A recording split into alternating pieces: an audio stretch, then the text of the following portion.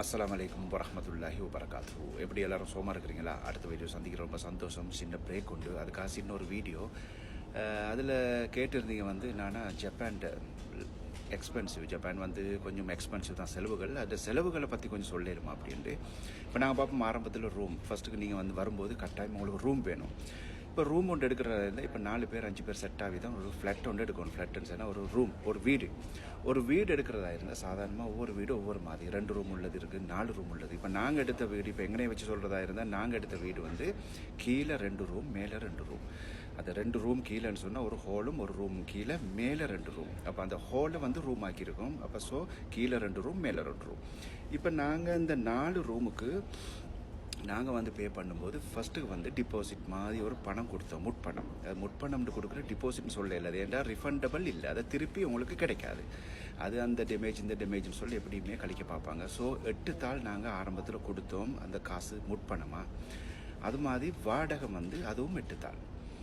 So 8 தாள் நாங்கள் 5 பேர் கொடுத்துருக்கோம். இப்போ இதை வந்து நாங்கள் மந்த்லியில் வந்து நாங்கள் பிரித்து கொடுக்குற மாதிரி. இதில் தண்ணி பில் வேறையாக வரும், கரண்ட் பில் வேறையாக வரும், கேஷ் பில் வேறையாக வரும். இது 3ம் இருக்குது, எல்லாருமே பே பண்ணக்கூடியது. அப்போ அதில் வந்து இப்போ கிட்டத்தட்ட அதை சொல்ல போனால் இப்போ அது நீங்கள் யூஸ் பண்ணுறதை பொறுத்து தான் வரும். தண்ணி பில்லும் கரண்ட் பில்லும், மற்றது கேஷ் பில். இப்போ இப்படி தான் வருது. இப்போ சாதாரணமாக இப்போ நான் வந்து தனி ரூமில் இருக்கிறேன்னு, இப்போ தனி ரூமுக்கு இப்போ நான் வந்து பே பண்ணுறது வந்து ஒரு தாளும் 6000. இப்போ நாங்கள் எல்லாம் சாதாரணமாக இப்போ நாங்கள் 5 பேர் வந்து ஒரு தாளும் 6000 பே பண்ணுறோம். அப்படின்னா கிட்டத்தட்ட 8 தாள் வரும். இப்படி தான் நாங்கள் பே பண்ணுறோம் மந்த்லி. இப்போ இது மாதிரி நீங்கள் வரும்போதும் நீங்களும் ஒரு வேணுமென்னு சொன்னால் நீங்கள் வந்து யார் கூடயாவது ஒரு ரூமில் ஷேர் பண்ணிக்கொள்ளலாம். இப்போ அப்படி நீங்கள் ஷேர் பண்ணுறதா இருந்தால் ஒரு ரூமில் 2 பேர் இல்லைன்னா 3 பேர் இருப்பாங்க. இப்போ அப்படி வந்து ஷேர் பண்ணும்போது நீங்கள் அந்த முட்பணம்னு சொன்னதானே அந்த 8 தாள் நாங்கள் கொடுத்தது, அது மாதிரி நீங்கள் கொடுக்க வேண்டிய அவசியம் இல்லை ஒரு ஆளோட ஷேர் பண்ணும்போது.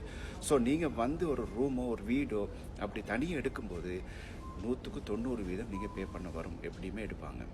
இதுதான் இதோட ரூல்ஸ். அதாவது இங்கே வந்து நடக்கிற விஷயம் இது மாத்திரம்தான்.